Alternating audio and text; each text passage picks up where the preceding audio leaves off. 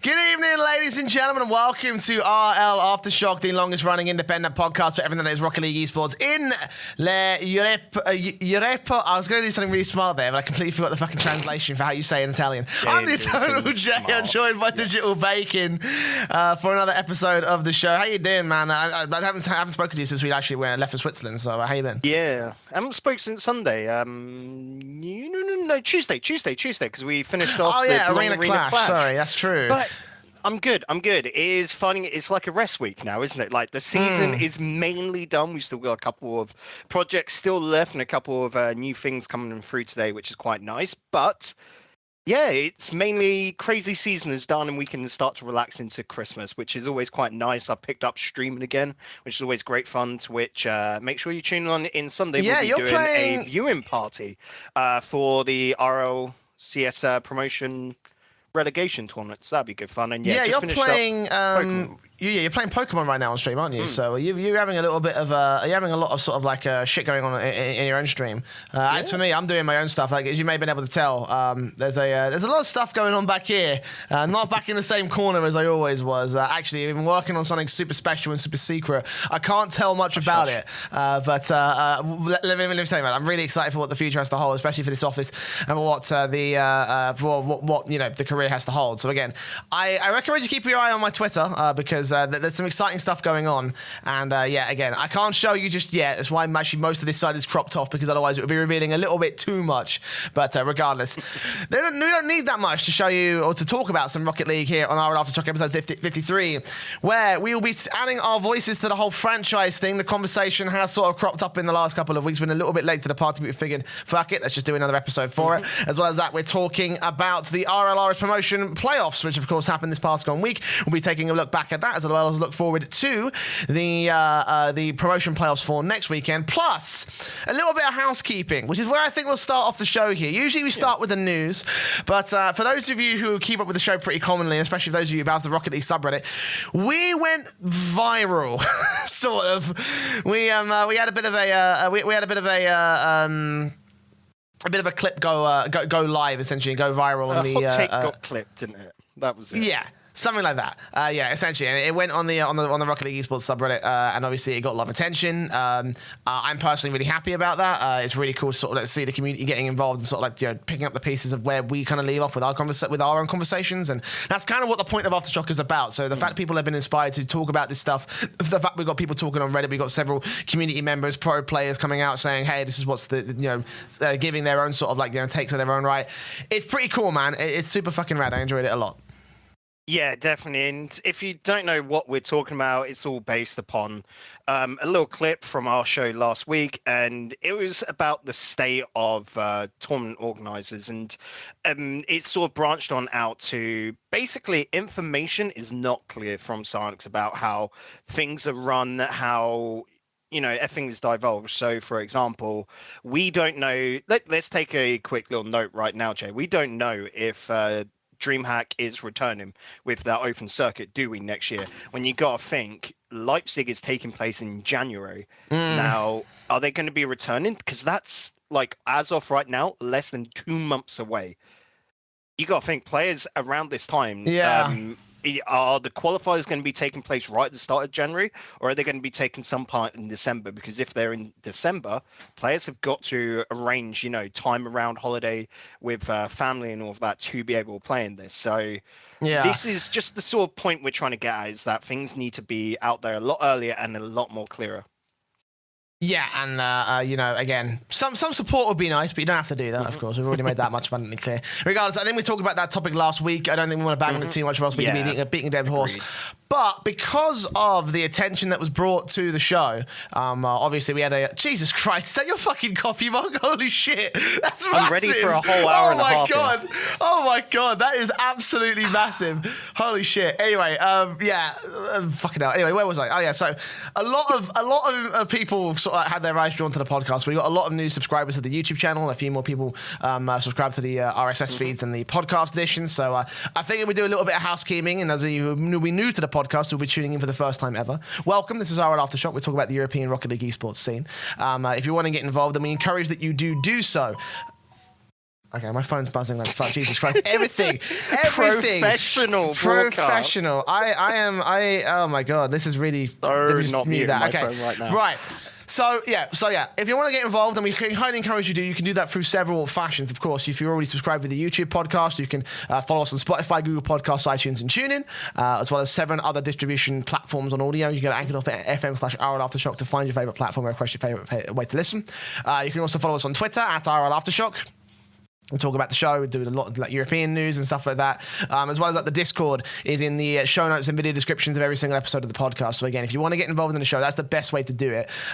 We want to encourage discussions, so please get yourselves inside the Discord, get yourselves on the Twitter, listen to the show, interact with the show. We want to hear from you, and hopefully we can make all the Rocket League scene as a whole a lot better for it. Right, let's get into the news. Only one piece of news. Again, we're sort of like in that post-season lull essentially before we get into the World Championships and shit.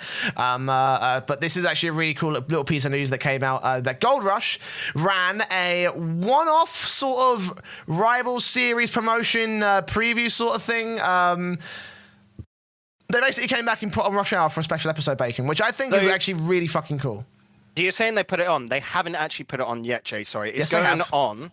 Oh no, it was. Yeah, sorry. Tuesday at 3. Yeah, I was thinking about something else with a different podcast, but sorry. Yep, Tuesday at 3 p.m. PT, which is, let me quickly check, 10 p.m. GMT, 11 p.m. CET now? I can't remember. Whatever, but it went on. I haven't had the chance to look at it because that's my weekend listening before going on, because I will be tuning in this Saturday, I reckon, for the American stuff, because this is a big deal going on right now, especially with both Cloud9 and G2. Yeah, and I'm not missing that. I'm not missing that. At least I'll try my best not to. I might have work this weekend, but I digress. The bottom line still is the fact that obviously Rush Hour have come back. Obviously, we talked about James Bott leaving Twitch a couple of weeks ago, and here he is back once again for the Renegade Master, if you will. And Gold Rush they've done this little bit. What? Sorry, I just you don't know the song? That song's really cool. The song. The song's I've really cool. actually seen Fatboy Slim live in Barcelona as well. Yeah, really exactly. Cool, oh, in Barcelona? Holy shit, Jesus Christ. Yeah, we're on a holiday and it was like, wait, he's playing at a club here? Fuck yeah. Let's do it. Gold Rush coming back for this one episode. I have to say that I don't think the show was as good as the previous episodes were. Like, it definitely felt like everyone was quite tired and it almost felt like a formality show, which is a bit of criticism I want to level at them. But honestly, and they also said that they weren't sure if it was going to come back on a permanent basis. But personally, I'd really like to see if it does, because personally, I want to see more content in the Rocket League scene. Like, that's the point of Aftershock. The idea is to give a standard, at least a set for people who want to aim to produce shows and talk shows and podcasts and shit. And I hope that with them stepping up their level and with guys like the Around the Scene podcast also stepping up their level of production, that we can also do the same to reciprocate and everyone can grow as a result of that. I think that'd be a really sort of cool little thing. But I felt this episode of Rush Hour is a little bit but if it comes back, I mean, I don't want it to discourage James from coming back, because again, we really fucking missed the show. But yeah, it's a little bit of positive news by all relation things. But yeah, I wanted to cover it because I think it could lead into something bigger. Wait, yeah, like you said, in the past, they were always great. Probably the best podcast in the whole Rocket League. Definitely highest production values and all of that. Like I said, I haven't had the chance to see this one, unfortunately, yet, Jay, as I'll be watching that, like I said, on Saturday. But I'm looking forward to it. And like you said, hopefully they come back with more, because they're always enjoyable. So more is better. Yeah, easy as that. That's the end of the news. Very simple. We did it, Reddit. We did it, Reddit. Well, we already did it. We already did it, Reddit, Leo, this week. So it's fine. Yeah. Don't worry. Anyways. Yeah, so we were pretty strapped for content this week, but fortunately our Discord guys, I was going to say team, but our Discord fans essentially our Discord community have come in clutch this week with a lot of mailbag questions. I saw another one just pop in just a moment ago. We got another one. We may or may not cover that, but for now, let's jump into our first mailbag question. Again, for those of you who want to get involved with the mailbag, you can jump into the Discord in the show notes and video descriptions, as I mentioned about 2 minutes ago, and you can go to the mailbag channel where you can send us a question, and chances are we'll answer it live on an episode of RLAfterShock. So let's start with Blonders, not Blonde Monkey, the fabled, not the fabled, I guess. I was going to say the fabled Wikipedia editor, but that's really Lucas, isn't it? His partner in crime. Yeah. There you go. His partner. Great minds, Bacon. Great minds. But but Blonders never differ. Yeah, Blonders popped up in the Discord and he said a fun little he asked a fun little question. Now that they've become more commonplace and we're able to hear comms of some teams, is it still too early to make a fair judgment about the impact that a coach has upon a team? I want to start with you, Bacon, on this one because you've been pretty hyped about answering coach questions. Yes, I definitely have, and straight away we are going to do a little shout out to that Around the Scene podcast because they recently just had. The manager of RBG in there, and naturally RBG just getting promotion with Dion, the previous, Triple Trouble lad going on over. So you can just look at that and his praise of him. Coaches are incredibly valued. Maybe not during games like you see, which is the obvious one to see, because they'll be up on stage with them or in that more physical sense.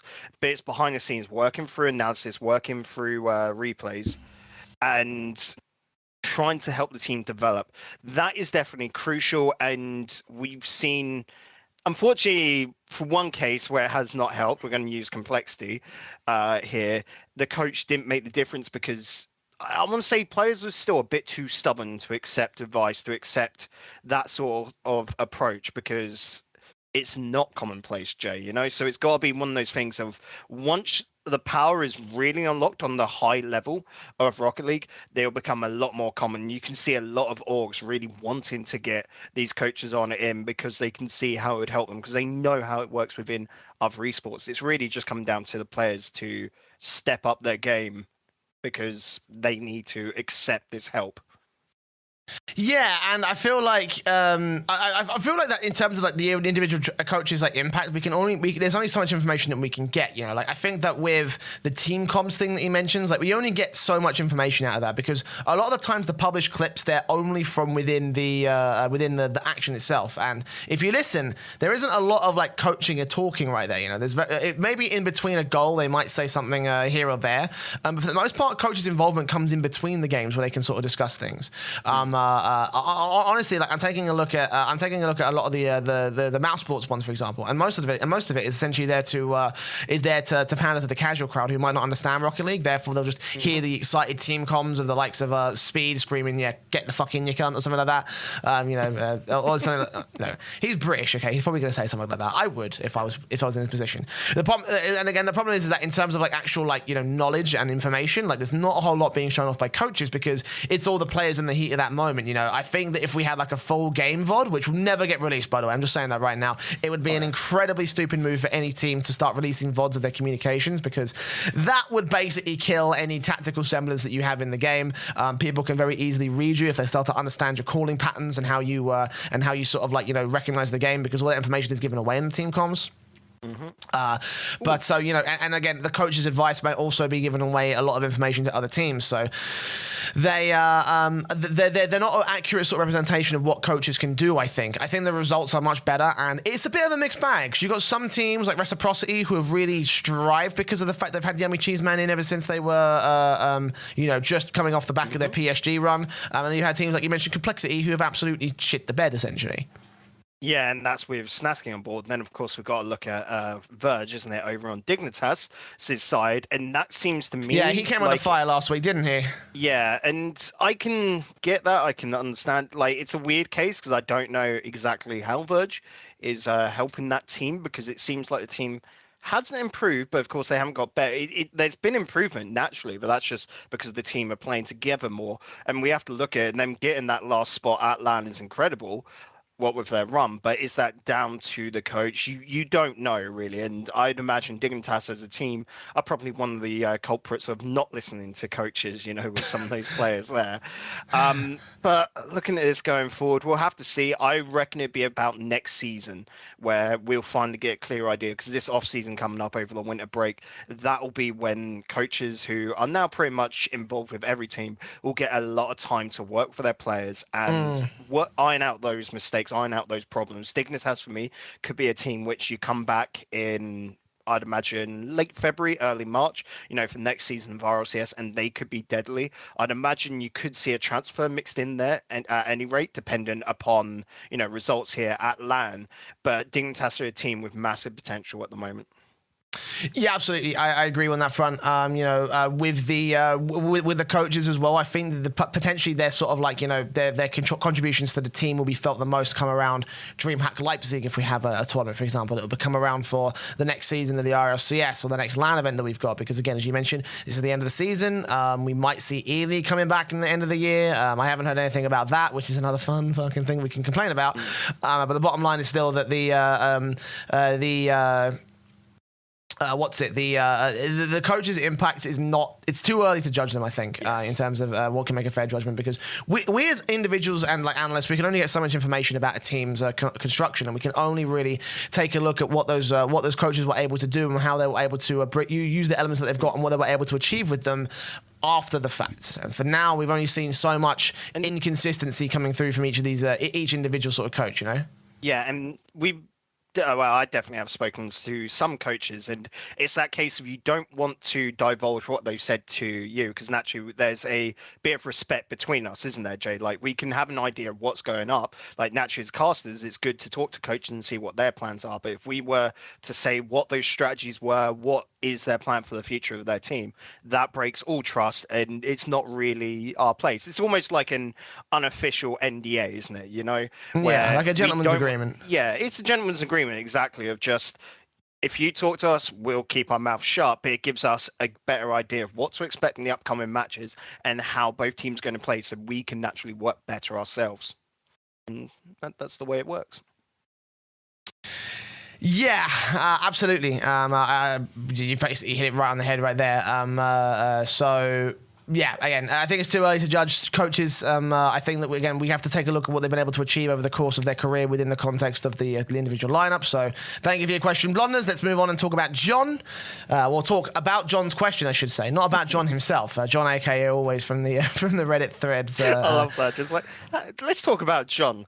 I have not seen him play on the pitch. Yes, let's talk about John here. How many bans has he handed out this month on the subreddit? No, but he writes to us, which RLCS team to not make Worlds do you think has been the biggest disappointment? This is already a very loaded question, but to make it even more difficult, he's added the contenders and a good argument for each reason for each team as to why they should be picked as the biggest disappointment of all the RLCS teams. Mousesports, Phenoms Online can't win 1 of 4 matches to make Worlds Online. FC Barcelona reverse swept in a best of 7, need I say more. TSM, only the second ever team with a 3-4 record to find themselves in the bottom 2 despite being bringing in last season's EU MVP. And Complexity, from being a top 4/8 LAN contender to joining the 0-7 club after the Flakes incident. Which is fucking difficult. And this also ties into a question that Yen sent us, like literally just a moment ago. So we can kind of like link the two in. He asks, we know TSM is a bit of a disappointment, but why? What went wrong after E-League? Whoever reacted with Remco, I believe that may have been Trox. We'll dive into that in a bit more detail. But yeah, we'll link that into TSM. Because I think that they might be one of the top 2 at the very least for this particular title. Like I think that with the elements that they have. Here's the way that I see it, right? If we had Alpha playing with top tier form Metzenaris and top tier form Remco, as in like the Metzenaris that came second place at World Championship and the Remco that actually won it in Season 3 Worlds, like if we saw those players playing with Alpha, this team would be fucking unstoppable. I think there's such a wasted amount of talent there for the TSM side. And I think that, with the way that they played in this particular season and the way that Alpha basically hard carried them out of last place, it was all Alpha. It was all fucking Alpha. Again, I bring up that mention of exactly the actual stats of Alpha's goal participation is 82%. No one's ever done that before. He's been absolutely manic and is the reason why TSM even got any of those 3 victories. So I'm going to counterpoint and say, I think by my predictions when we look back on it, Barca and TSM were probably my 2 picks to bottom out. It was that case of we couldn't see Alpha single-handedly carrying this team out of that, and yeah, that didn't happen.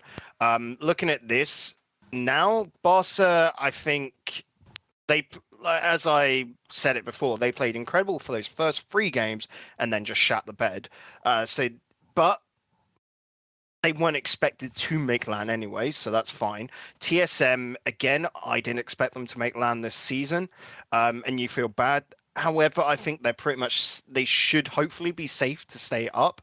The big one for me does come down to Mouse Sports and Complexity. Naturally, Mouse Sports couldn't win one of those 4 matches. That's why we call them bottle sports. You have 4 attempts, win 1 of 4 matches, and you go to LAN, and they couldn't do that. So it feels bad, man. Complexity, though, like we said, after that Flakes incident, before that, you would have not imagined. We thought we'd have one of those situations once again of a team making it into RLCS and then making it straight to Worlds in like the same season. Like that had been crazy, but how far they have fallen from grace, Jay.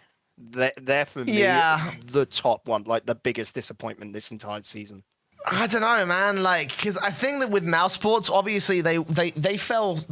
Complexity fell from grace so quick. So long over the whole season. So like towards the end of it, it was sort of like the candle was burning out, and we're just like, oh god, it's over. They're not making Worlds. They're going to play this one last hurrah. They've lost it 0-7. You know, it's like at that point you're not surprised.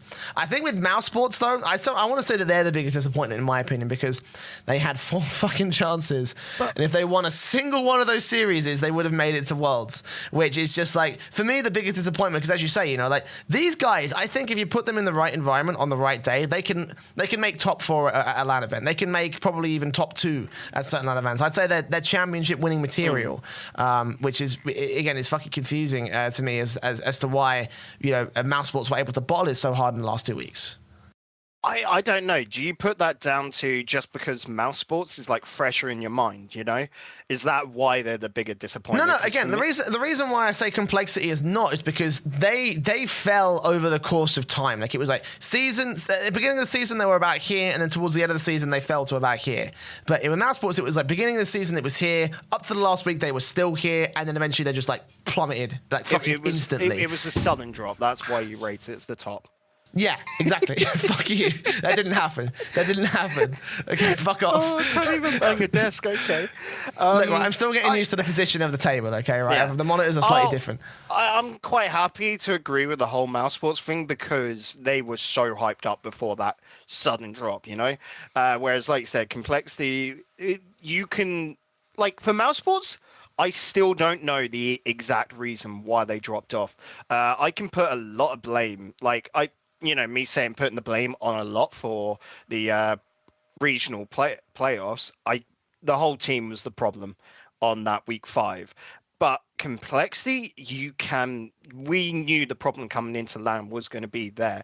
You know, that big blow up with Flakes instigating it, naturally on the team, then them keeping a hold of him and trying to just cobble the team together. And they just did not have any team morale, which, like I said, is such a big incident. They're going to be dropping down now. And I think they're the team out of both them and TSM, which is in the risky situation because you look at the 2 coming through, Method and Singularity, and if it's just one of those days, Complexity is going to be under a lot of pain and pressure here. Hopefully it fixed it, of course, but whoever goes through, that's going to be ace. But yeah, rounding it off, I'm probably going to have to say Complexity, just because these guys, again, are all RLCS talent, and there is no reason why they couldn't fix it. I think it's just a team that's too stubborn and stuck in their ways. Whereas Mouse, I think it was 2 bad weeks back to back, and they're secure for next season, so hopefully they can fix it in the off season, you know?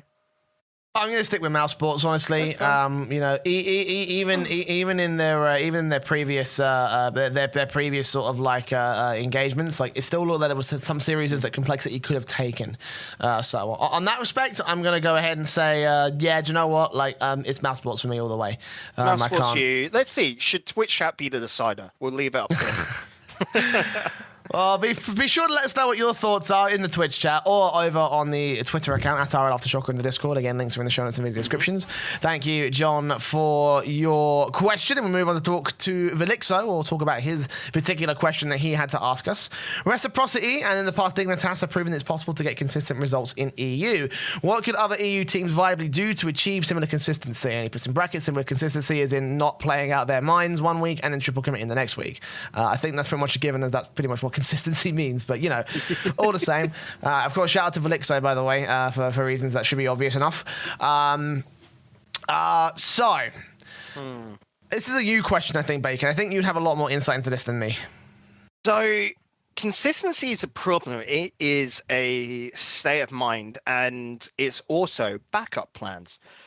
We've talked about this before, Reciprocity. Their biggest strength is, of course, Chaucer, but, with his striking potential, but their hidden strength is Fruity. Because Chaucer's not feeling it on day, you'll notice he'll fall back, and then Fruity will step up as a more striking role. If Chaucer's feeling it, Fruity is almost a ghost to that team, it feels like. Of course, he's doing a lot of work in the background and a lot of work in defense, but it'll be Chaucer with a lot of the spotlight. And we had this back in the day. K-Dot was always popping off goals on the Dignitas side, and him or Turbo would quite often chop and change their roles, and naturally Panda back then had that same role as what Ferrer does now, where you're just like a linker, you're doing everything on the side, so you're getting goals on in, but you're fine with that. Ferrer can only be called the the jumbo jet sort of the cargo plane at the moment, but that is just because he's got a very simplistic play style. But the real eyes should be on both Fruity and Chaucer, who chop and change their roles, which I don't see any other team at the moment within the RLCS, especially in the EU, having that fullback play style, and that is what gives Reciprocity strength at the moment, and that consistency, because they know, okay, let's swap to plan B. They might even have a plan C, who knows, because it hasn't been needed yet. But that is such a key aspect. The difference to Dignitas back in the day was just more that they were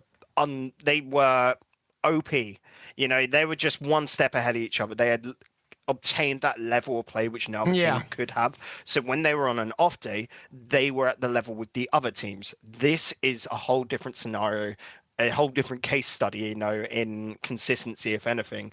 And Reciprocity right now are playing the smartest Rocket League I've seen in a while. You notice that vitality of this potential to play that same way, but they haven't unlocked it completely yet, and that's coming down, I think, to communicational issues. Because, as I've said in the past, vitality is the best defense in Rocket League, full stop. But if they're not communicating properly, that will just break down and they'll lose on the day. So consistency is key, but you've got to give yourselves way to get consistency, and having backup plans is how Reciprocity does that, and it's a clever way. Yeah, I can see that certainly being the case. I also appreciate the fact that they've also put a lot of emphasis on their support developments. You see a lot of lineups trying to see if they can go straight striker, for example. And this is a commonality across all of esports, not just Rocket League. I think FC Barcelona have proved that doesn't always work. Especially when all the playstyles sort of contradict each other. I think you need a decent balanced team. With Barca, it's their biggest problem. Yeah. Is the Bluey factor of he will try and put way too much weight on his shoulders, try and carry his whole team, and he's not a carry by nature. He should be upfield, receiving the ball, not trying to grab it in the midfield, take it the whole way on himself, because he cuts up and breaks the team down, and that is a big problem for them. Yeah, it certainly makes sense to me, again, with the way that sort of works out. I think a good team balance works in. And as you say, Dignitas, they're a team, the players individually just achieve such a ridiculous level of excellence. I don't think anyone's going to be able to rival that, at least not in the next year or so. Maybe Turbo could rival that, because I've seen him getting consistently better over on NRG. Yes. Honestly, I wouldn't be surprised if this season he was able to take the 4-time championship.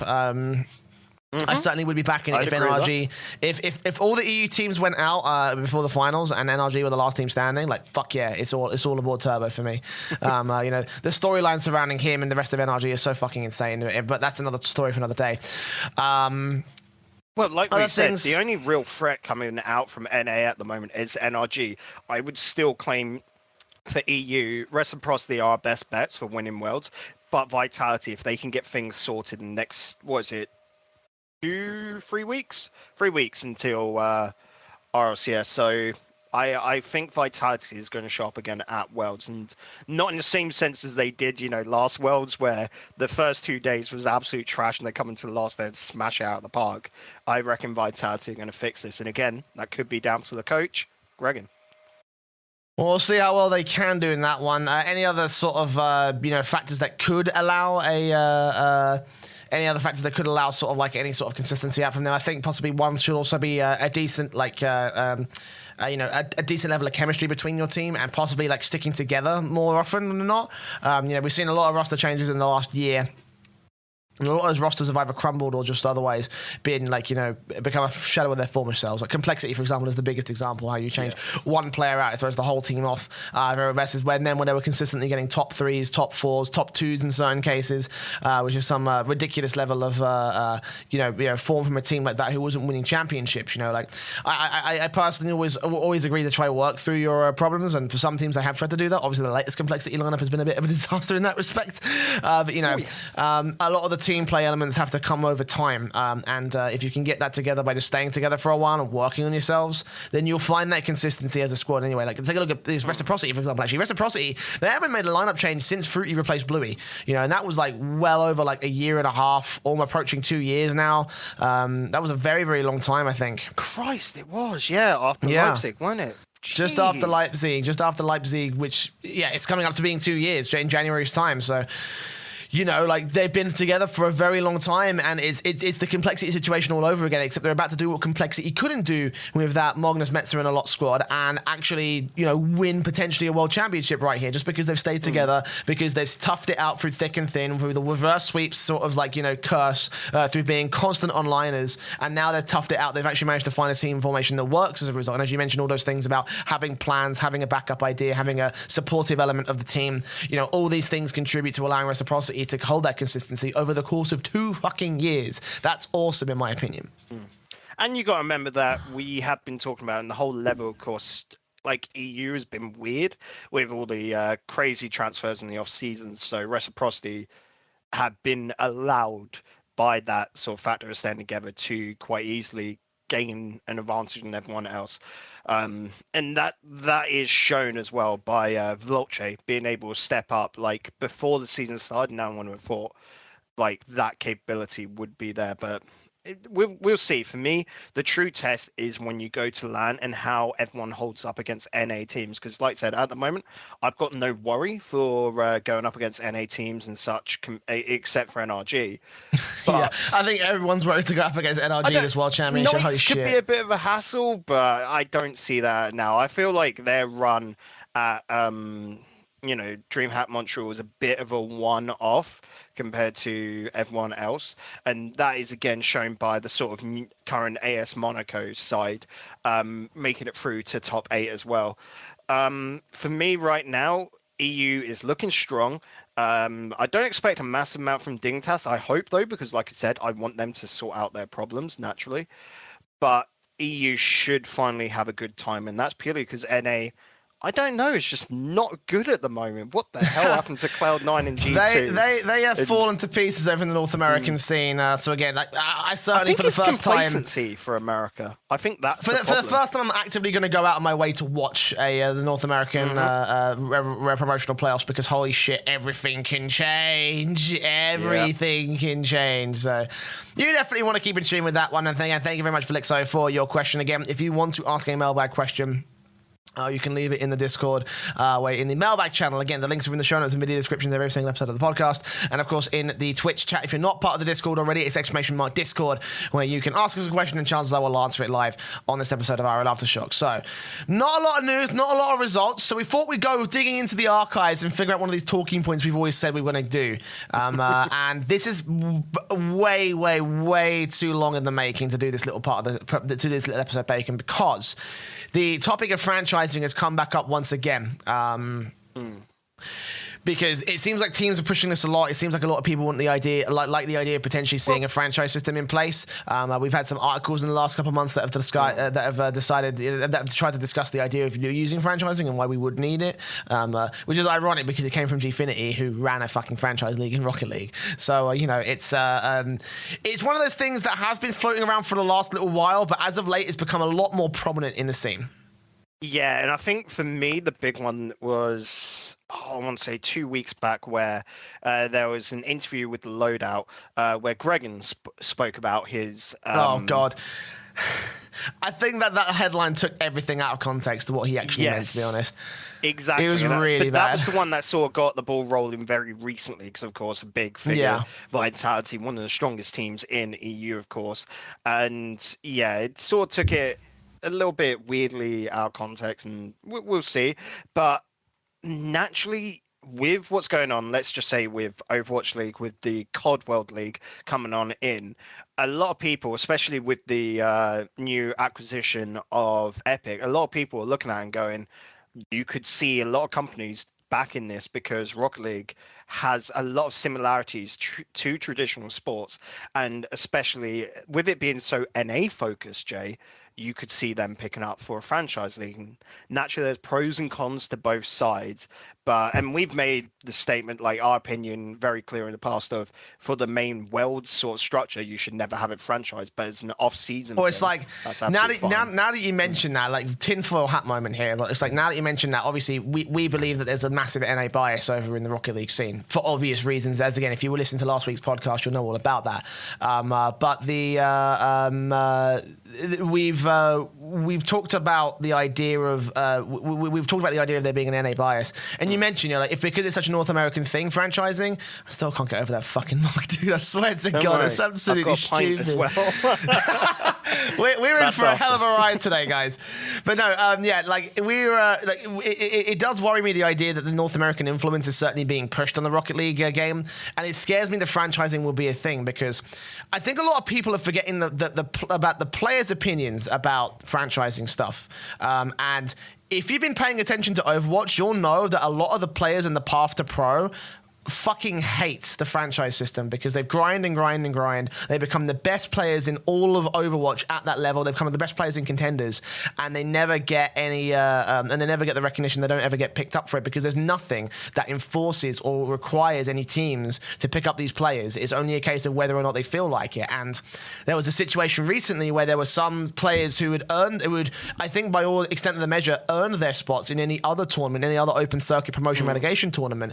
But then there was a player who was the brother of a coach of a team, I believe it was Shanghai Dragons.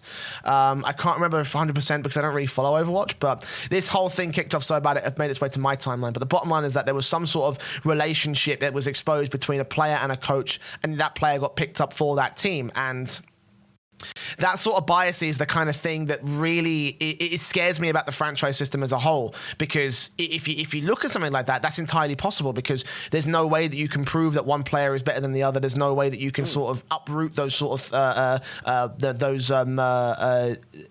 sort of biases and those sort of like compromises and those conflicts of interest, unless you have a promotion relegation system where by that point, if the pickup was a good idea, then you can prove that essentially. Yeah, and just to sort of further that point, I can remember one of the COD World League teams, just because they've just been announcing their full rosters and that, and one of their players was only picked up purely because he was a streamer. He was a decent-sized streamer, but not a world's pro best player, yeah. Yeah, he weren't a pro player. And the reason why I did that is, of course, there's no problem. They have no risk there. They're going to be within the league. There's no drop-in out. So their benefit would be to have, say, a 10,000 consistent viewer Twitch streamer, and then, making money from the advertising there. There's also the problem where a lot of people have been looking at the average salaries within the Overwatch League, because that's, of course, they're inflated beyond fucking belief, by the way, guys. Like, they are not worth that much. I'm telling you right now. No, I was going to say there's the ups and downs. So naturally, by their league terms, each player has to earn a minimum of $50,000 per year, which is a fairly decent salary. No, that's too much. Not for Overwatch, mate. No, I'm just for the top tier. But what we're saying is that you compare that to what is currently going on within Rocket League. Rocket League players are making a ton more, and you got to think a lot of the prize money is a lot smaller within Overwatch and that. So it's a weird equation between the two. So naturally, a lot of these orgs and that are backing the franchise system, because let's just say a Rocket League team right now is getting paid between their three players $30,000 dollars a month, because they're massively overinflated. Yet they could say, if we went to a franchise system, everyone would be on the same wages, and we can drop that down to then being paid each 5,000 a month. So that only makes it 15,000. We're making that's the thing. less loss. That's the thing. It's like it all comes down to the organizations, because the reason why they're pushing that is to cut their losses and to increase their values. I don't think a lot of people know about this, but your organization valuation, it comes down to not only how much assets you have and how much money you have in the bank, but also your league spots count towards that as well. Yes. So teams like Splice, who have spots in OWL, in League of Legends, in I believe also Call of Duty as well, they've probably got like a ridiculous valuation of those league spots alone. So if the investors in Splice ever want to sell the organization, then they can swindle that essentially, and that's what it's all about. People don't seem to see that idea about it. They think it's all just fun and games and it's all really cool, but it's like, no, there's a business element towards that, and it's very, very unsustainable when you sell off an organization with these league spots and they realize actually the return of investment is not nearly as much as what they expected it to be for a franchise league, you know? And my concern with Overwatch... Didn't that happen recently within the LCK or something like that? I want to say something like Echo Fox or whatever. I can't remember what team it was, but there was that problem recently, and there was so many questions about it, because naturally where esports is coming a lot more legitimized, there's a lot more highlight and a lot more like talk about this. Like naturally us talking about the problem of Psyonix, but that happens within other esports and about everything in general.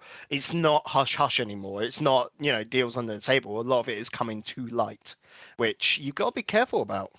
Yeah, and the thing about it is that, like, relating this back to Rocket League and relating this back to how things have worked, how things have worked up till now, it's like we have very, very little infrastructure to make this happen. Like, we don't have stuff like on-land league play. We don't have any sort of, like, you know, not a whole lot of revenue sharing opportunities, because Psyonix's business model has been cynically, of course, to sell the game via the esports architecture. And there's another conversation we can have about that as well later, because if you're listening to the latest episode of By the Numbers, but towards the end of it, someone asks about developer-controlled esports, and I think Richard Lewis sums up perfectly all of the issues with Rocket League in that respect. Go watch that episode. It's out now on his YouTube channel.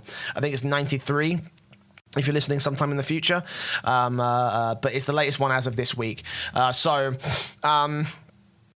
The thing about it is that in the context of Rocket League, where their business model is all about selling the game via esports, like that can work if you do it right. 98 is the latest. Sorry, thank you, Dexter. But you know, when you're trying to sell the game via the esport, which can work if you do it right, a franchise league therefore doesn't work in the context of that business model, because you can't sell sponsors if you're selling the game. You can't sell various other bits, like, you know, like the team merch and in-game items that'll have to be ramped up to a ridiculous extent to try and get those things over the line, so you can start, you know, getting stuff like revenue sharing and all the other things that the team orgs and the team owners and the spot owners want out of a franchise league.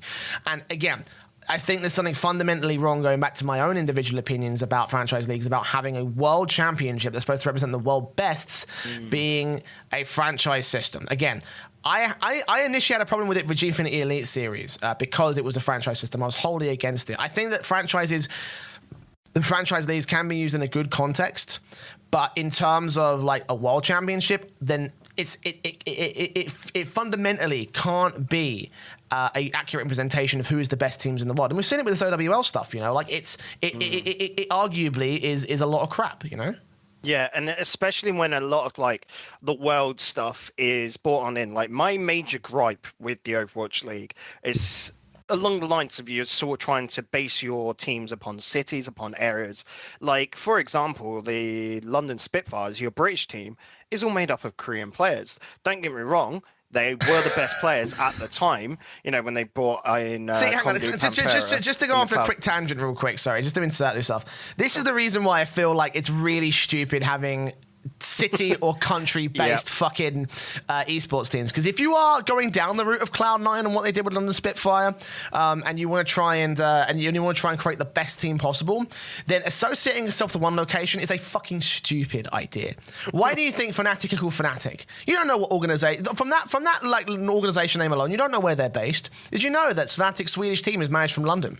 Yep. Did you know that that Reason Gaming, a legendary organization that has had many a Danish and Swedish and Croatian fucking organization, is managed out of a guy's flat in fucking Chorleywood, you know, in the UK? Like that is you know, completely Cloud9's out of London as well. Yeah, Cloud9 is out of America, and they've just got the London spot, for example. You know, like That's because their head office is now in there, so it's the American but that's the thing. relocated. Exactly, and that's why I think the whole city thing is really stupid. That's one of the reasons why I can't get behind something like the OWL, because as you say, the London Spitfire thing is completely ridiculous. It's like, what attachment does this have to London other than it just having the name London Spitfire? You know. But yeah, that's the really cheesy shit. It's like, mate, if we go down that route, then just fucking end my involvement in Rocket League, please. But you know, anyways, that's just a tangent I wanted to go on. Please continue your point. Don't get me wrong. The only thing I do like about that is how they're now with the Overwatch League for Season 3 changing to their home and away games, because I quite like that. You've been able to see it and it's all live at LANs. That's quite cool around the world. But back to the original point in that, stuff like, for me, let's go back to Gfinity and just say how, like, my only big problem with Gfinity is that they part own some of the orgs, naturally, like, you know, Reason and such. But that makes sense that they're more just filler teams, filler spots, to which if you bought on into it, like Fnatic, for example, or Vitality, that you would just get rid of one of those home orgs and they're just there to fill up the spots. That is fine. And again, they're not saying they're the world's best. They're Europe's best, but it is outside of what, you know, Psyonix was doing with the RLCS. Yeah. If Psyonix was to do a franchise system, then I would only support it in the off season and it's separate from the RLCS, and that would be fine. I would quite like to see a separate sort of thing go on. Let's say a franchise system where any team could buy in their spot, so you could get some RLRS teams in there alongside the RLCS teams. You do across a month outside, you know, in the off-season time, and then do and you could just then be crowned the champions of either region. If you want to do a worlds thing where you then do, I don't know, top 2 from EU goes up against top 2 from NA for a little further tournament, whatever, that would be fine by me, and I'd actually quite back that. But I would not back getting rid of RLCS, you know, that free open structure, the open route in, for a franchise system, because that is just bullshit, essentially. Yeah, pretty much. You cannot be the world's best if there's no stakes on the line.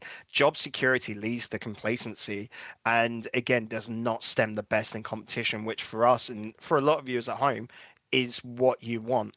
Naturally, franchising can be backed by orgs, and that purely because they want that security, because it means they can sell that and there's safety to it. But of course, that is not what is best for the sport or the game. Yeah, and it's like people seem to take a look at job security right now in Rocket League and say everything's unstable, so therefore we need a franchise system. It's like, well, actually, no, there are other ways of doing this. Like, I always refer to the Counter-Strike model because I think it is the ideal way to run an esport. Yes. Well, not ideal, actually. I'd say a little bit of Valve involvement would be a little bit nice to, you know, kind of police the scene to a certain extent and be sort of the overarching heads of everything. But the way that they've sort of allowed people to take the ball by the horns and really just run away with Counter-Strike esports has allowed a great opportunity for things to grow. One of the best examples I can think of, in fact, is that a job secure. There's a player called Bondik, a Ukrainian player. That sounds awkward, I know, but he's a legendary 1.6 player, if I recall correctly, going back a little bit of time. And he's well known within the CIS region. He's also had a pretty successful CS:GO campaign as well. He's still playing to this day, even though his last rise to prominence was around 2015, 2016 or so.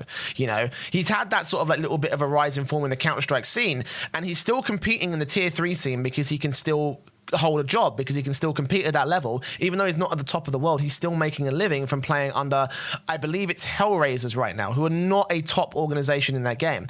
And the thing with job security in Rocket League is that everyone assumes that because you're not in the RLCS, there is no fucking hope, essentially. You know, and that is the main issue, is the fact that there's not enough money down in the rival series. There's sweet fuck all below the rival series as well.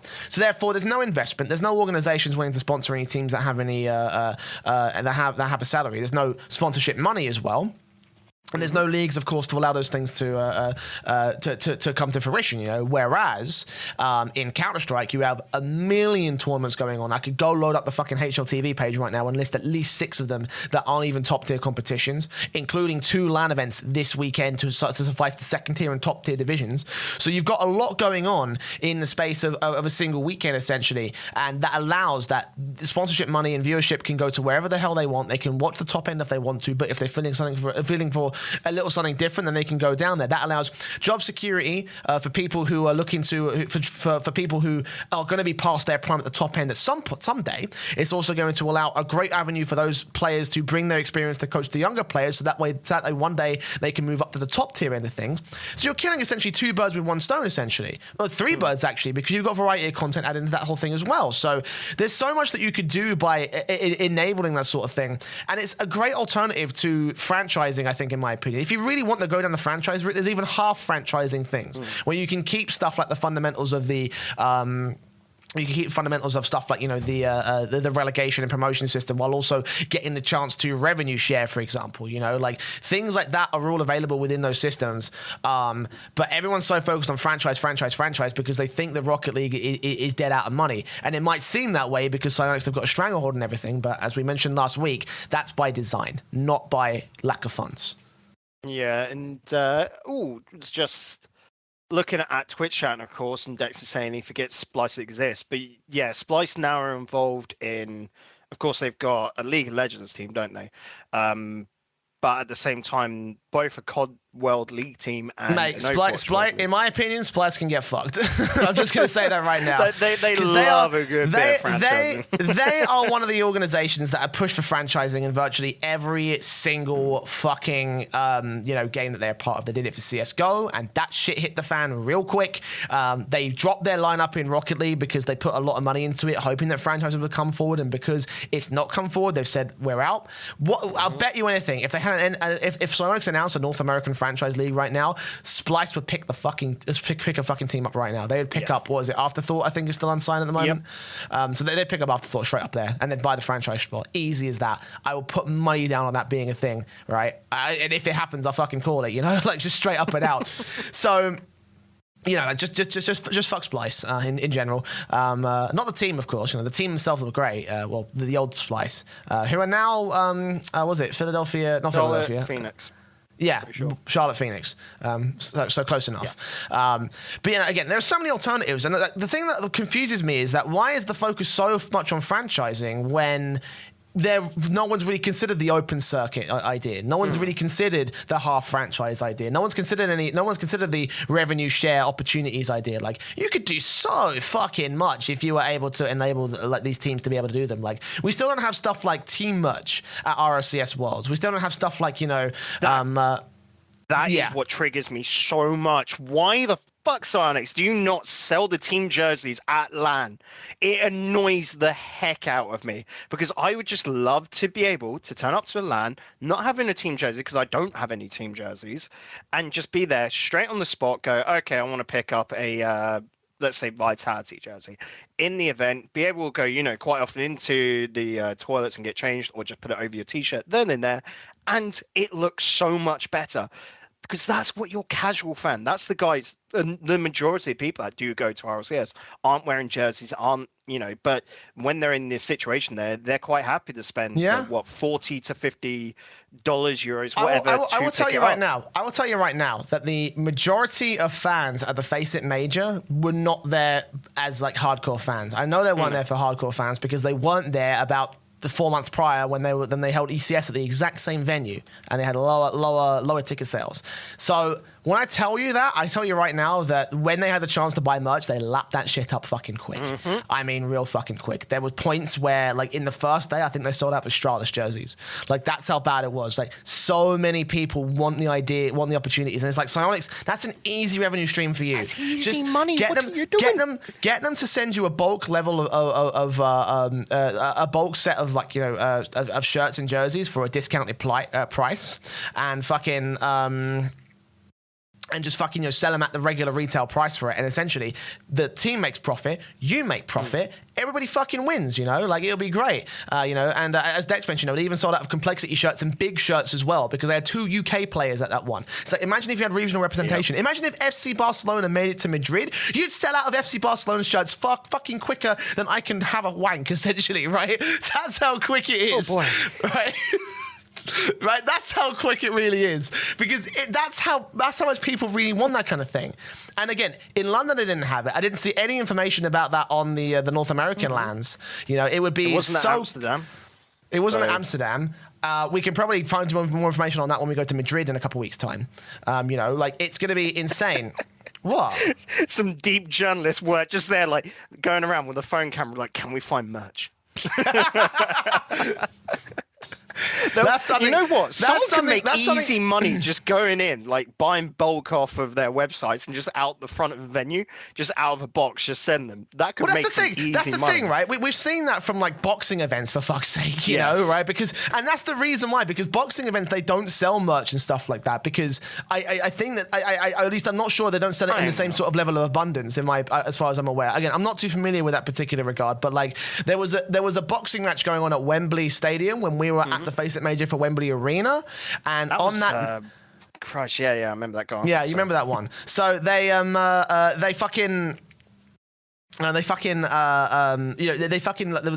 themselves up with like scarves and shit and like little posters and stuff outside of the train station as you came out of Wembley Park. So you walked up through there and you could see a load of like merchandise stuff that essentially what they were like merchandise touts, you know? That's what they were doing, and it's like, that will be the point that we'll get to at Rocket League if we don't satisfy this hunger for merchandise, because like people will start like, and that will start leading to a whole bunch of like really like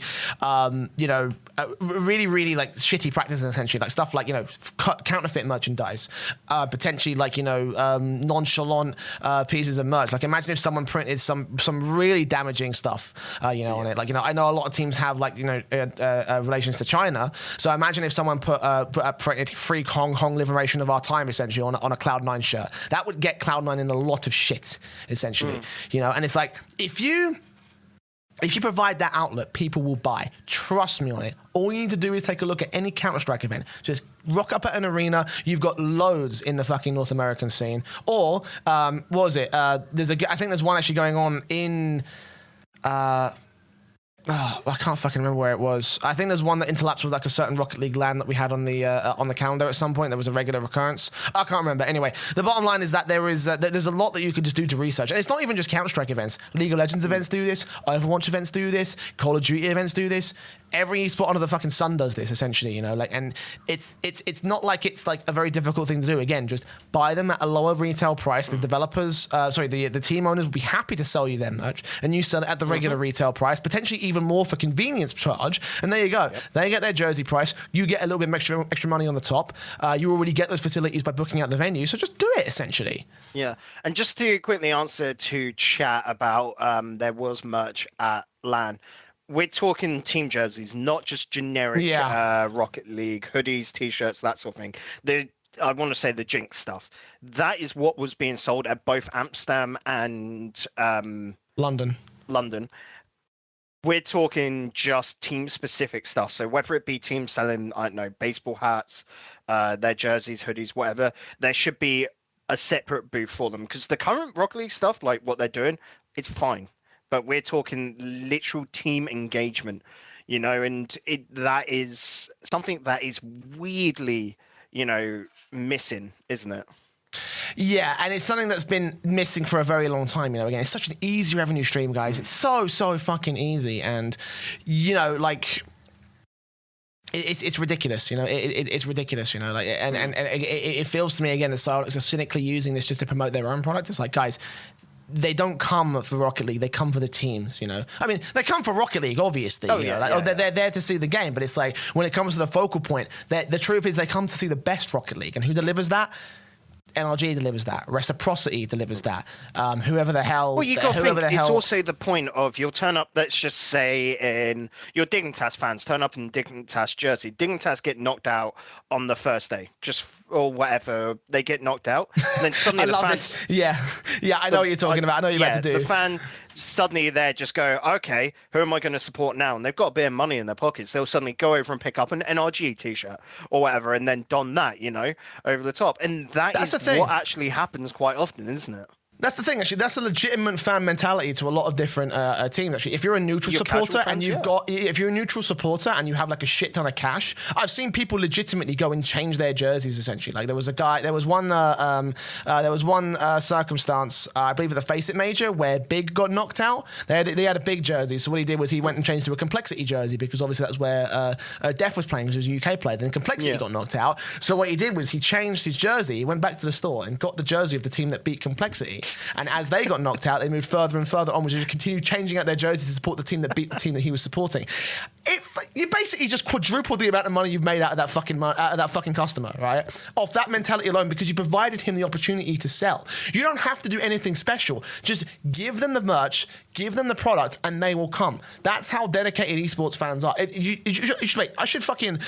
you want to fill for like 5 minutes, I'll prove it to you by getting every single jersey that I have right now. And that's not even a lot. I plan to expand it even further. I want to get Cloud9 on my list. I want to get Liquid on my list. I need to get NRG. I want to see if I can track down a classic NRG jersey as well.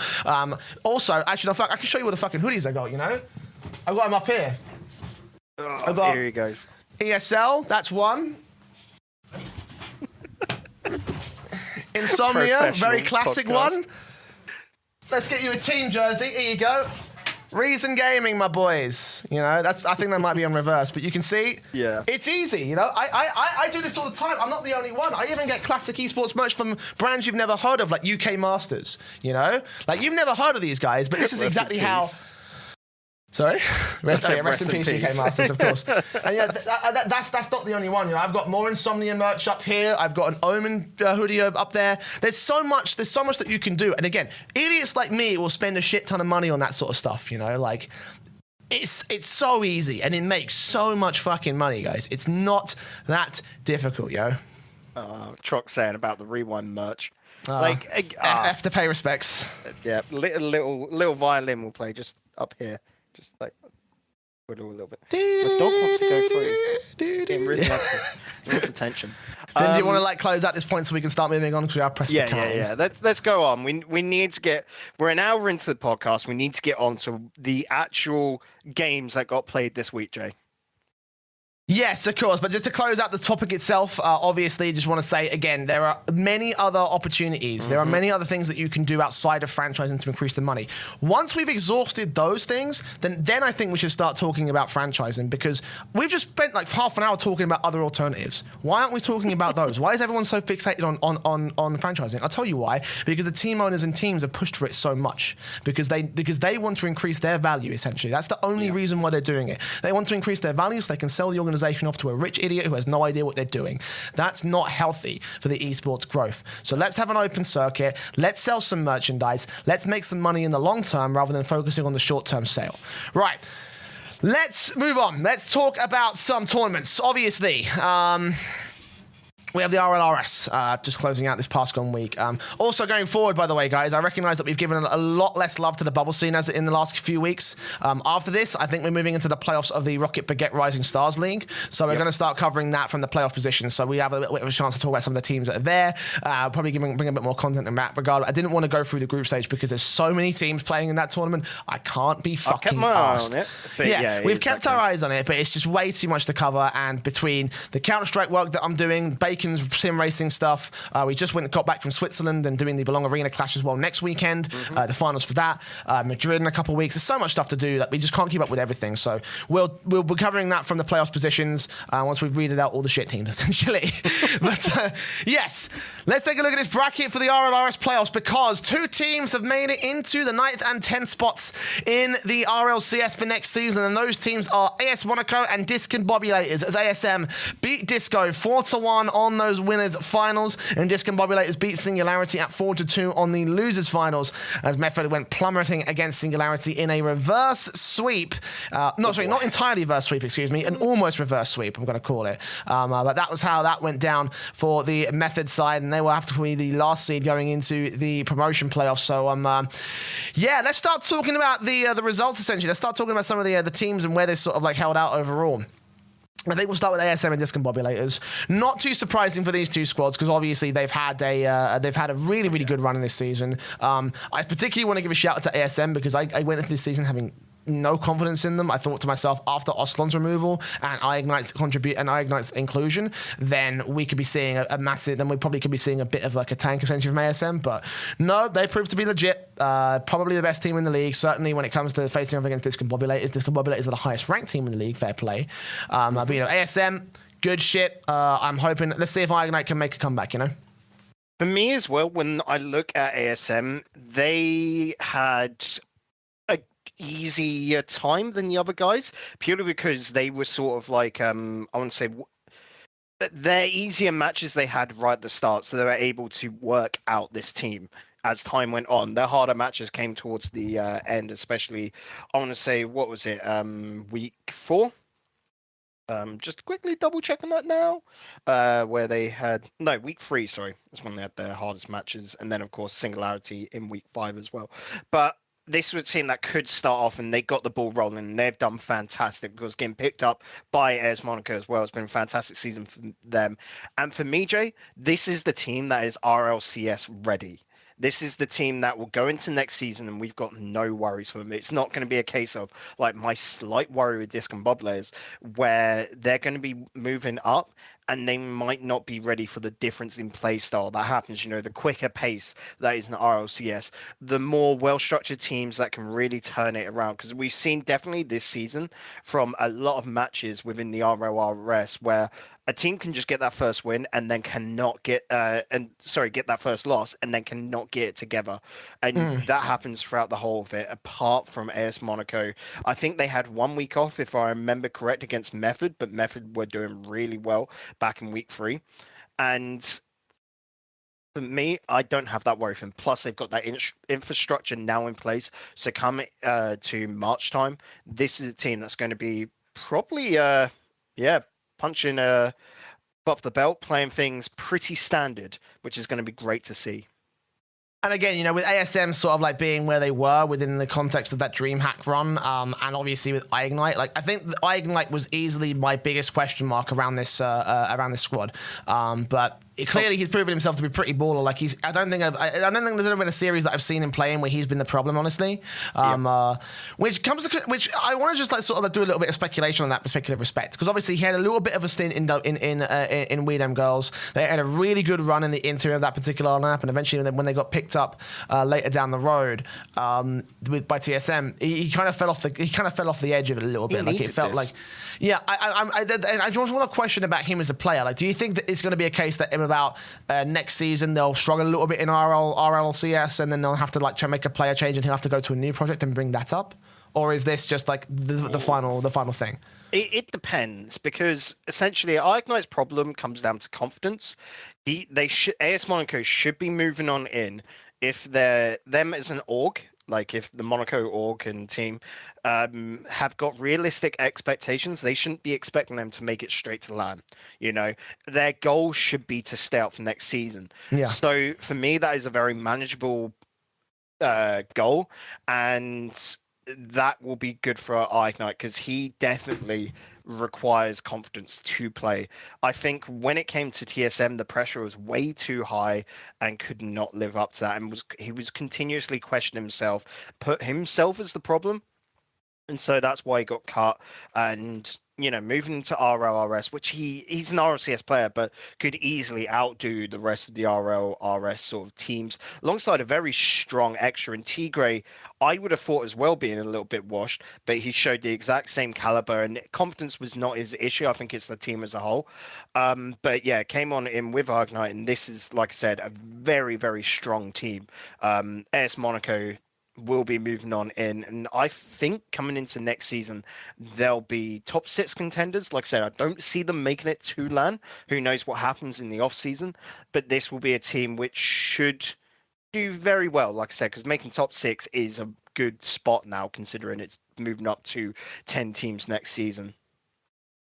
Yeah, obviously ASM have done a really good job, I think. And again, they've proven to be the strongest team in the league. They've beaten the strongest, the team that came out statistically the strongest in the league, and obviously that was Discombobulators. And again, we have to sing their praises one more time, Bacon. Like, it's so fucking cool to see this team come out from nowhere, essentially. Again, who was relating Wave and Virtuoso prior to this? and who was Nachital for that matter to a lesser extent. You know, like, who were they? They were guys that played in the bubble scene. And again, I made this point on Twitter, and it seemed to get a lot of respect and a lot of love, and I'm glad that people said that. I'm glad that people agree with that. This is the prime example for why we need to support the bubble scene, because talents like this exist. They need development, they need improvement, and we could be seeing a whole new generation of Rocket League players coming in the next year if we just added a third tier, if we just gave us a little bit more bubble support, if we were able to get a few more Colosseums or plays or the rival not weeks and those shit. one-offs. This is what we've been saying about in the EA sort of format. That's what I'm saying. Again. Even just that would go a long way, you know, just at this stage, because we've got nothing, essentially. You know, just even those small Psyonix-supported tournaments that give us a little bit more in terms of bubble participation, you know, like, think about those tournaments and what they were able to do. Teams like Triple Trouble came up through those ranks. We also had the Clappers that also made their way up and actually gave those players a bit of a prominent platform to be able to perform during the play, you know, and so much so that they even designed the logo for that squad, and they actually used that logo, essentially, from Rocket Baguette to fucking make that happen. It's like, this is it's such a no-brainer to someone like me, you know. And I mean, even ASM to a certain extent had that going for them, because Extra was never in the RLCS as far as I was aware, at least not as a starter. It was in the RLRS, but that was it. Yeah, exactly. You know, like, again, to a lesser extent, Discombobulators are certainly one of those teams that you would take a look at that, and even Singularity, who may still contest for the RLCS. You know, they've got Tho and Noli, who I believe I think this is their first season in the RLRS together. Together, definitely. Gods and Noli. Noli is part of Xenomoon last season. The Gods, of course, was back on on the placebo Nordvin side. Yeah. So, Gods is the exception, I think. But, like, you know, like, again, these, like, Tho, I believe, was not part of the rival series prior to this. So he's another example of a player that's come up through the bubble scene and may still make it to the RLCS, but the poster boys for this fucking thing has got to be Discombobulators.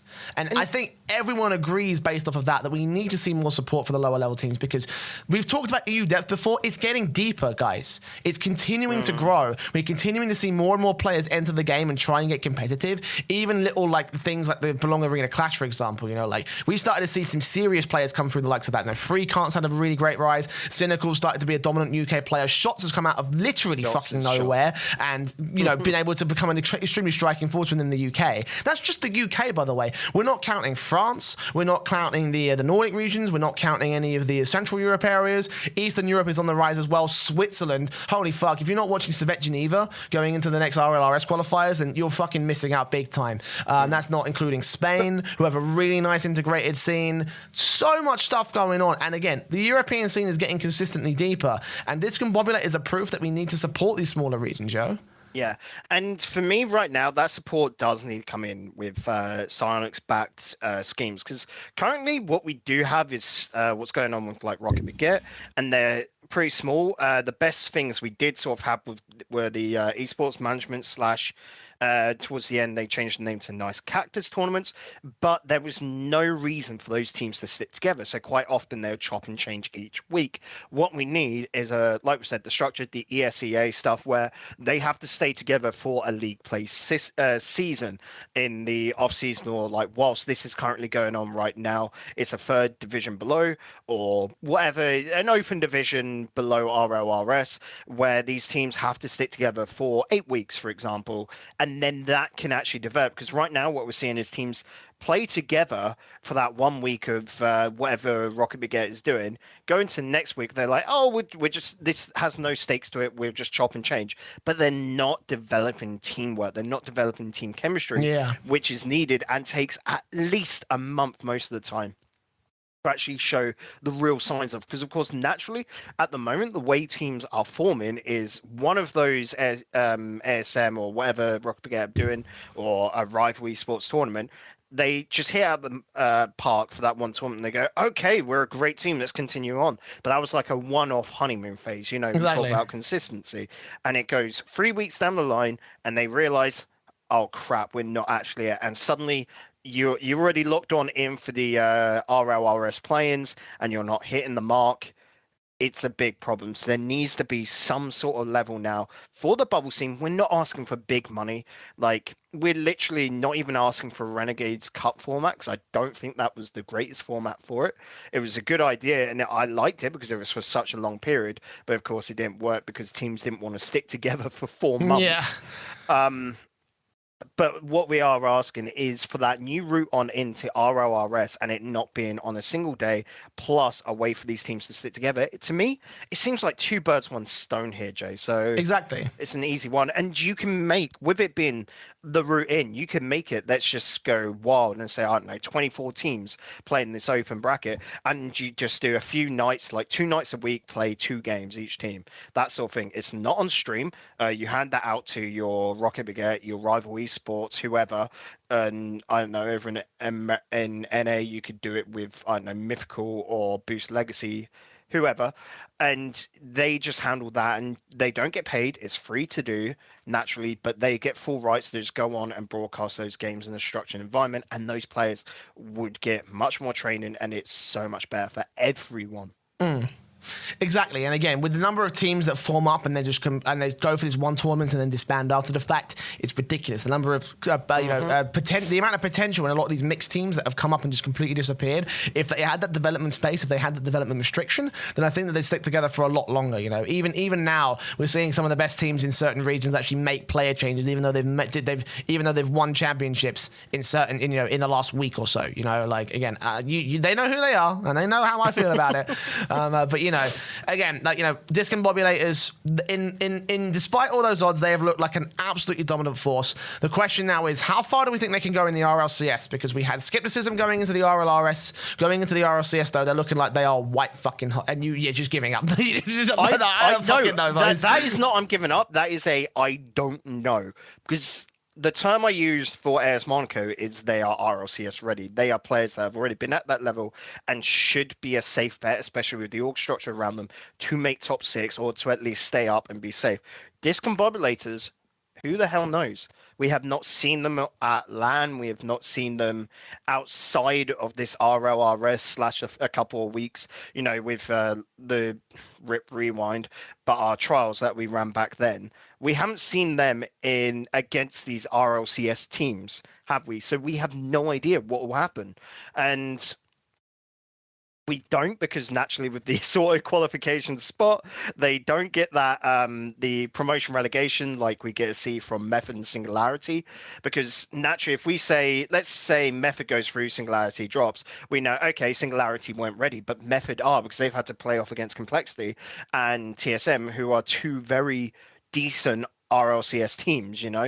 Complexity, of course, having a bad season, but we know what they're capable of, and you can then make comparisons here with the current format, because you got to think outside of the DreamHacks, there was no way for the RLCS teams to go up against the RLRS or bubble teams.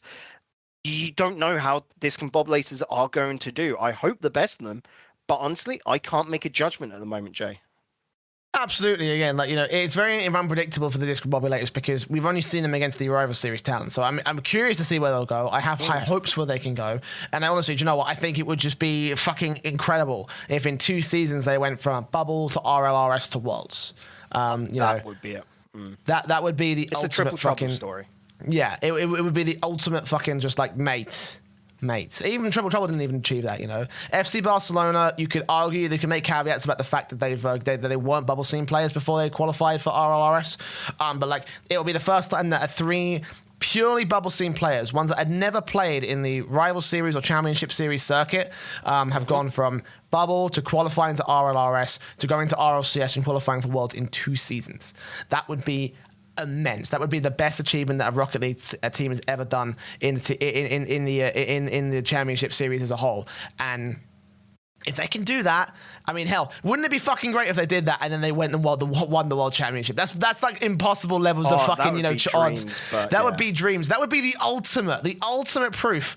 to support the fucking bubble scene, to give support to the tier 3 and tier 2 levels, to give even more to the people who are going to fund the game and found the Rocket League esports scene in the next generation, because these guys are coming up. And again, Europe is getting deeper, boys. There's going to be a lot more of this where it's coming from. Right. Let's talk about Singularity. They just missed the mark this time around. They made it to those loser finals where they lost against the Discombobulator side. It's a respectable loss because it is Disco.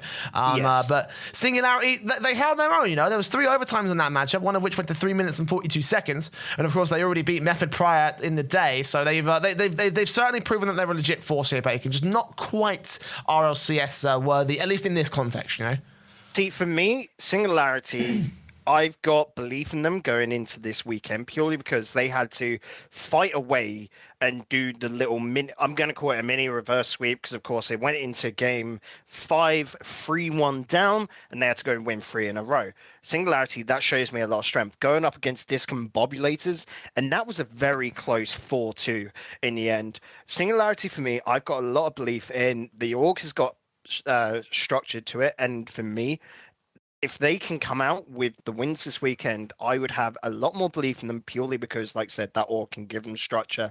And this is a team of already recognized RLRS players, and that's an easier jump up to RLCS than, bubble to RLRS to RLCS. So you'd have a little bit more belief in them to be able to make the adjustments in the off season than Discombobulators, but they've got to handle it. And this, for me, for both EU and NA, is a hard promotion relegation tournament. And again, that's because teams are just so stacked from RLCS and different. Look, any promotion relegation tournament where you've got bubble scene teams taking on fucking Cloud9 and G2 is going to be tough. Yes. I don't care how good you are, Jesus Christ, and then even, I don't know, I guess to a lesser extent, the EU promotion playoffs, because I think the teams that are there deserve to be there, unequivocally, in my opinion. I guess obviously, actually, I'm not going to get into whether or not they can go in the promo playoffs, because we're going to get to that in a second. But for Singularity, did you think that there was? Do you think there might have been a way for them to try and make it in through this playoff bracket, or do you think that they were doomed from the start? I think so. Straight away, I last week's predictions. I thought it'd be AS Monaco and Discombobulators. I think that Discombobulators dropping against AS Monaco, especially in a 4-1, gave Singularity hope to go on through. But Discombobulators were able to make that adjustment. They're able to change it up and started taking on Singularity. And this, to me, again, just shows the caliber and difference. Singularity, they need to have made that change coming into this week, and they've got to pick up a lot of consistency in their playstyle, because quite often at the moment, the players seem to just move out position, which, don't get me wrong, throws off a lot of RLRS teams, but it opens up a lot of avenues for teams to attack them in defense, because they can't rotate 100% correctly, if that makes sense. I'm trying to think how to describe it. It's not the best way of describing it, but you'll notice a lot of times where players will focus on maybe a half rotation or going for boost when they really should keep that full rotation, that full synergy going. And it's just coming down to chemistry with each other and players just thinking about, okay, what should I do now and what's the best decision for me and not the whole team? This is something Singularity needs to learn, and they've only got 1 week to do it, because we know going up against Complexity... I mean, you say 1 week is actually in a few days' time, so you know. Yeah, well, I'm saying 1 week from last week for them. They've had to be making that change. And going up against Complexity, they've got the better of the two teams coming into these... the promotion relegation sort of tournament to start things off. But Complexity should have been working on their problems. I think with them knowing that this is full-on pressure, they've got to keep up. Especially, I think, if they drop down to RLRS, Complexity as an org will probably drop them, because they've already seen this before and probably sick and tired with it. I mean, there's a team ripe for the picking right now in the rival in the championship series now, so maybe that might work better for them. I don't know. And the same with TSM, you got to be thinking that. Yeah. Who's going to give the biggest offer? Let's find out next time on RLAfterShock. You look at Singularity, if they don't make it through, they spend another season RLRS, they'll stick with them.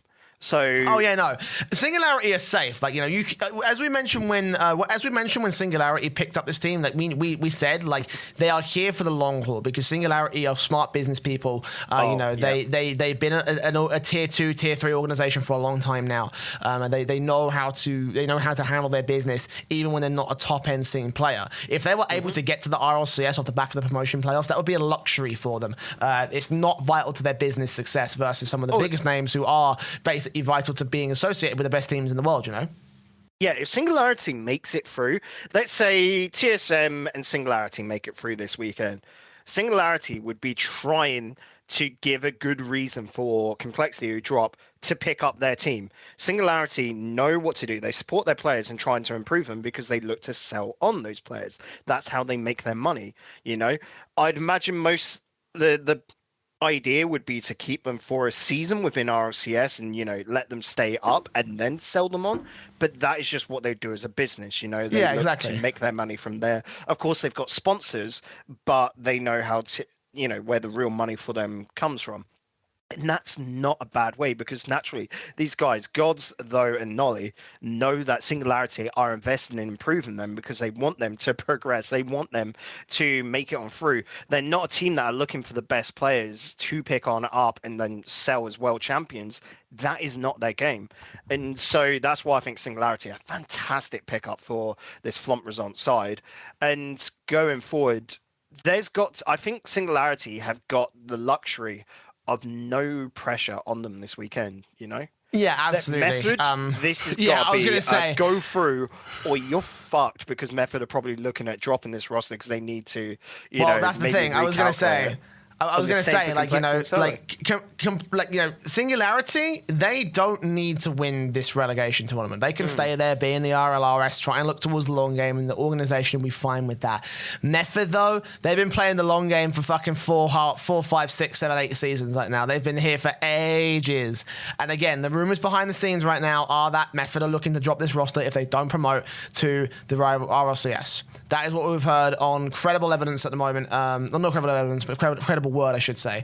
You know, Method are looking to fucking, you know, are looking to drop out. And in this particular case, they lost the Singularity pretty quick, and moving on into the promotion playoffs, they've got a hell of a task ahead of them to try and contest against them. Again, you can see the bracket on screen right now for where we start things off. CSM are taking on Method, which, in fairness, actually might end up being a bit more of a decent pickup for them, actually, like they're considering where the seedings have gone. And Singularity taking on Complexity in those first round matches. So let's talk about bracket scenarios. Where do we think these teams should be placing against each other? Where do we think who do you think is going to be promoting? Who do you think is going to be relegating? So the only one I'm confident in saying is going to make it to RLCS next season is TSM. I think they're safe. They are largely the best team. We've started to see TSM pull it together. Alpha is no longer, you know, the solo carry he was in the early weeks. Metzer has definitely picked up slack. Remco is within question, and then from the tweets, like we spoke in previous weeks, it's looking like Remco will probably change the next season, which TSM and the other players will be gunning for that. Remco might be a bit disheartened, but naturally he'll be wanting to play his best because he'll be looking at other avenues, maybe not retirement, but either at least coaching. I'd think, or getting picked up by an RLRS team. I would say if you're going to get dropped right now, the best way to increase your stock is to do well in this tournament. So that way, when they do drop you, they can say, "Well, I was the best element of them during the promotion playoffs." So you know, like that's the way it works. I think, you know. Look, Complexity is right there, looking like they're going to be dropping Greasy in the season. I'm just saying, mate, link up the dots, and that makes do you know what? Position-wise, is what? You know, in terms of teams that probably could get relegated, I want to say Complexity are prime targets for that. Like, they've been looking like hot ass at the moment. I'd say that for TSM, like the ceiling's a bit high. The ceiling's a bit higher, but for Complexity, the consistency is a bit more there for me. Actually, no, sorry, I'm going to take that back, actually. I think that TSM might be prime sort of like, you know, material for getting relegated. Really? Because while they have sort of got their shit together, at the end of the day, Alpha's got to do the carrying right now. And I think that if you take a look at them compared to Singularity, this might be a bit more of a tough affair. And the way that I see this working out is potentially Singularity beating TSM. Singularity beating TSM and beating Complexity in those winners finals. I think that they're probably they're one of the strongest rival series team that we have here today. If that scenario happens, then the most likely chances that TSM are going to take on Complexity in the losers finals, and there's a chance they might be able to lose that. Honestly, like we saw how they took each other on in the championship series, and if I'm not mistaken, I believe that they went to all 5 games when they did that, which, it was a 3-2 loss, a 3-2 victory for TSM, October 20th. That was in week 3. Pretty low scoring games as well, so it was a very, very close matchup, and I think that if that was the scenario, it could tip either way. Right, I'm going to say I'm well on board. Like I said, TSM safe to make it through. That's purely going into week 4. The only match TSM had was against... so week 3, they got that win against Complexity, like we just talked about. Week 4, they went and took down Veloce 3-1. Going to week 5, they were not ready for Dig. Dig came in fucking dick swinging last week. They saved their entire campaign with that week 5, and then of course they made it through in the regionals. But they went 3-0 against TSM, yes, but then you got to look, they went 3-2 against Vitality. Let's just take Vitality as being Vitality, and yeah. And following on to that, TSM then lost to Vitality 3-2. I think TSM are fine. They're safe. They've finally got a lot of team play together. And for me, Complexity have got to be so down because no matter what this season, they could not get a win. And I think they're going to be disheartened. Their benefit, their pro, is that Singularity and especially Method aren't ready. I think Method have still got a lot of problems with them. They've got some games where they look good and it's all together, but then the Rix Ronde B problem is still there. Oh, and I think, let's just say out of all 4 of these teams, Method are the least likely to make it on through to RLCS. And Singularity, that first opening game is going to be a teller of how these 2 teams are ready on this day. So I honestly think that of all the teams that should end up in last place, it should be Method. Again, the issue for me in the not should be there, but it's the team that is most likely to be there because naturally, should is a horrible term, and it's not really. I don't give a fuck, man. I'll be as horrible as I like. like Sionis couldn't stop me from speaking about EU tournaments getting canned. So why the fuck should I care about what Method think? So yeah, in my opinion, it should end up Method in last place.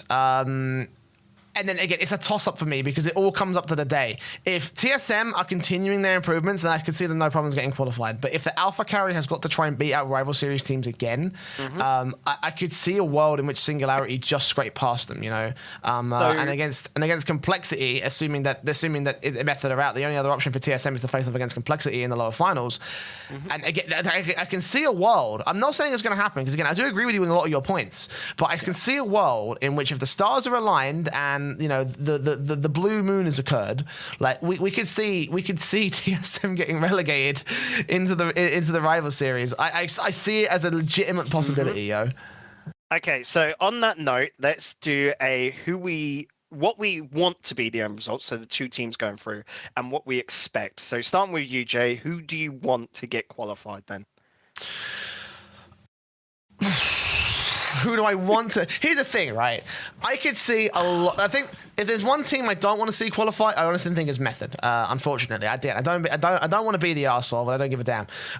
Just because I think that team needs a whole lot of improvement and a whole lot of a massive shake-up in order to try and just get themselves in gear to a point where they could make it into the championship series. Excuse me. But in terms of the storylines and in terms of the potential for all the other 3 teams, Singularity have a really good composition going on right now.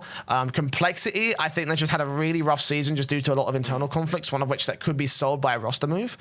TSM, they've sucked hard, but they've also got Alpha, who is probably the best player in the game right now from a mechanical and stat standpoint. In Europe, yeah.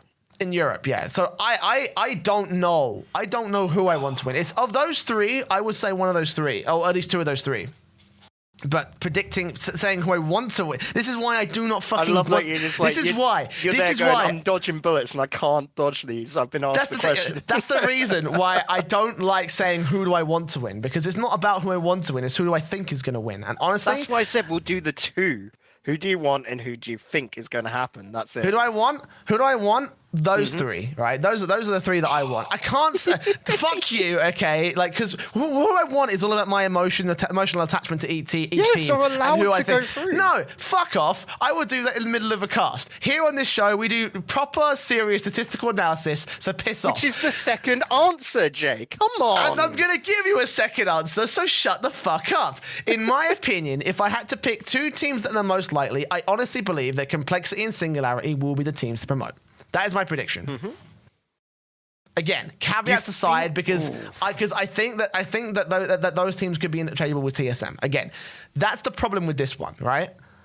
Okay, that's interesting because, like, for me, the teams I want to go through would be TSM, because naturally, I think, like you said, the whole alpha thing, and it's an org you want in Rocket League. Tom's been crying all this time. Oh, yeah. Go on, get him on your lap. Get him on your lap. Hey, let's go downstairs so you can smell food's cooking.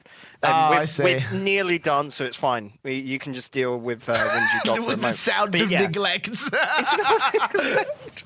But yeah, the teams I want to go through would be TSM and actually Method, because it's that fact of I don't want Method to drop Rocket League, you know? I want this team to go through and then them just do the transfer in the off-season, get rid of one of the two. Oh my God, you've done a James spot. You've done a James spot. You've legitimately done James Bot, because that's what he said about Cloud9 and G2 when he was asked he was asked on the recent episode of Gold Rush. He's like, why? Right. He's like, do you support auto promotion? He was like, no, because what if we lost Cloud9 and G2? It's just one little element, right? You've got like a whole 2-hour show to go through. Yeah, he's like, well, what if we lost Cloud9 or G2? And it's like, mate, don't give a fuck about that. They fucking fucked up their season. They should be auto relegated. You've done that whole thing. You've done that whole thing. Like, that's why I've given the one, and what I think will happen. What I think will happen will be TSM going through and Singularity. And again, that's a very close call with Complexity, but I think Singularity will just do it because Complexity, at the moment, they just throw in game 5 and they just don't know how to win anything at the moment. So yeah, it'll be Singularity. Again, the thing is that between those three teams, it's going to be a really close call, I think. I think that much we can agree on here, Bacon. Like, we sat here arguing for about ages. Yeah, you're going slightly against TSM, and I'm there going, no, that's the easy pick for going through. It comes down to one spot between two teams, so I don't think Method have got it in them to be able to take down Singularity or Complexity at the moment. And that is me being harsh, but that is just looking at it. This is a team that has got so many flaws at the moment. Or one massive flaw and a lot of little ones. Well, again, that all takes place in just 3 days, starting off with TSM taking on Method in the semi-finals on December the 1st at 5 o'clock GMT, 6 o'clock CET. Of course, plenty of action to come in the relegation matches, and a very important one as well, with the North American ones taking place on North American times as appropriate on the Saturday night. Again, it's going to be a close one. It's going to be a really good watch, so you definitely want to tune in. I'll do my best to tune in, but I might be covering some ESL stuff, so, you know. I don't know. Well, I'll be doing the viewing party anyway. So, Jay, if you've got a little bit of time, viewing party. Yeah, if you'll be doing the viewing party, so if you want to watch Bacon do some shitty analysis, then by all means, feel free. Probably Dr. Trox and Danny Boy once again, which is good fun. So, by all means, swing over there and to, what was it, twitch.tv/Digital Bacon 1, isn't it? Digital Bacon Gaming. Digital Bacon Gaming, so there you go. Twitch.tv/Digital Bacon Gaming. Are you going to be doing the North American one as well? Not North American, probably because I know I'll be streaming maybe Saturday night. I'll be streaming tomorrow night, but I don't really care enough for that. I'll definitely be doing EU because you got to think, if we're doing a viewing party, I at least would want the full knowledge of the teams you're talking about. Whereas with NA, I have not been paying attention this season. I've watched a little bit of regionals, and I'll be watching this for the first time. So there's no real point in my insight into NA teams because there is no insight at the moment. Give it how it is. And people ask why we don't do a North American show. Right. We're going to get out of your ears. We're going to get off your screens. Again, thank you very much for tuning into RLAfterShock. We'll do the regular plugs and the formalities right about now. If you have enjoyed the podcast, make sure you follow us on Twitter at RLAfterShock and on Twitch at twitch.tv/RLAfterShock to tune into the live show and get information on when we will be recording and sending out our podcast every single week. You can also be sure to join in on the Discord with the link in the show notes and video description of every single episode of the podcast on the YouTube, Spotify, Google Podcasts, iTunes, and TuneIn versions, plus 7 other platforms for audio distribution. You can go to anchor.fm/RLAfterShock to find your favourite platform, request your favourite way to listen, or listen to it in your browser if you fancy just playing some ranked or some casuals while you watch Rocket League, play Rocket League, which actually is apparently I hear one of the most common ways that people listen to the show. So that's pretty cool. If you are listening in the middle of your practice session, in the middle of your rank session, then awesome, good to hear that you're getting some Rocket League insights via us. I hope it helps you out in your in your rank game. It won't, but I hope it does anyway. Anyways, we're gonna get out of here, Bacon. Any final thoughts before we head off for the promotion relegation week? Not really. Just, with all the teams getting demoted this season, some highbrow ones, I'm wondering if I'm going to be able to pick up a ex-TSM roster this Black Friday. That could be quite a juicy deal. Oh, God. I love price, this. Mate, Bacon, I need to compile these. These are amazing. These are truly fucking amazing. Every single time he comes up with bangers to end off the show. And on that note, we're going to end. Thank you very much for watching. We'll see you back here next week for even more of the Aftershock.